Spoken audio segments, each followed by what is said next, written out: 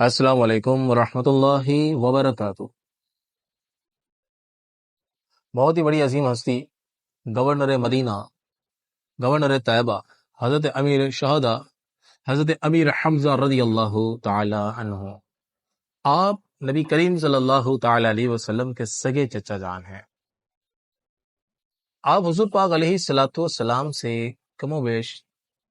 4 سال بڑے ہیں۔ ایک روایت کے مطابق 2 سال بڑے ہیں اور ایک روایت کے مطابق 4 سال بڑے ہیں۔ آپ مکہ مکرمہ میں پیدا ہوئے 567 سنہ عیسوی میں۔ حضرت عبداللہ بن سعد رضی اللہ تعالیٰ عنہ سے منقول، آپ کہتے ہیں کہ حضرت امیر حمزہ 567 سنہ عیسوی میں پیدا ہوئے،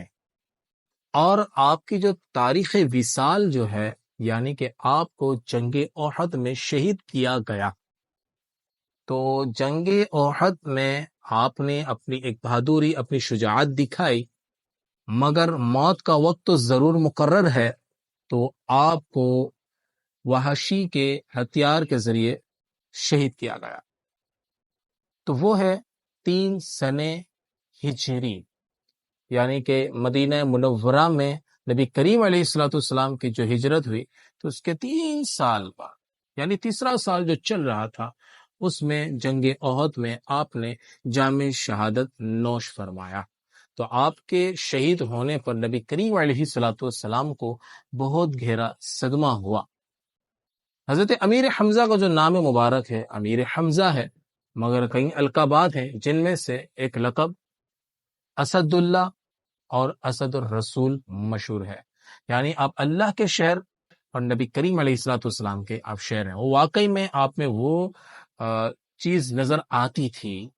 کہ آپ بڑے بہادر تھے۔ آپ کے سامنے بڑا سا بڑا جابر بھی اگر لڑنے کے لیے آتا تو وہ کامیاب نہیں ہو سکتا تھا، اور وہ واسیل جہنم ہوتا تھا۔ اور حضرت امیر حمزہ رضی اللہ تعالیٰ عنہ جنگ کے درمیان شہید ہوئے، مگر لڑتے لڑتے سامنے والے کے وار سے شہید نہیں ہوئے، مگر آپ ایک چٹان کی طرف گئے، تو وحشی نامی شخصیت جنہوں نے بعد میں اسلام قبول کر لیا، تو حضرت وحشی نے جب اسلام قبول نہیں کیا تھا، تو اس وقت آپ اس چٹان کے پیچھے چھپے ہوئے تھے، اور آپ نے موقع دیکھتے ہی آپ نے وار کر ڈالا، اور حضرت امیر حمزہ رضی اللہ تعالیٰ عنہ کے ناف کے نیچے کے حصے پر وہ ہتھیار گیا اور آر پار جیسا ہو گیا، اور اس قدر شدید تکلیف ہوئی کہ حضرت امیر حمزہ امیر طیبہ رضی اللہ تعالیٰ عنہ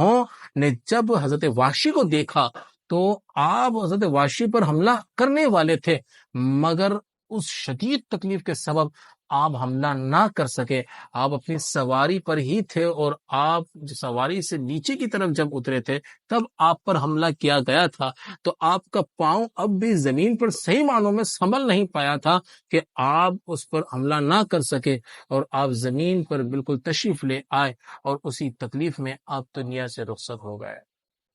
مزید بھی آگے بہت واقعات ہیں،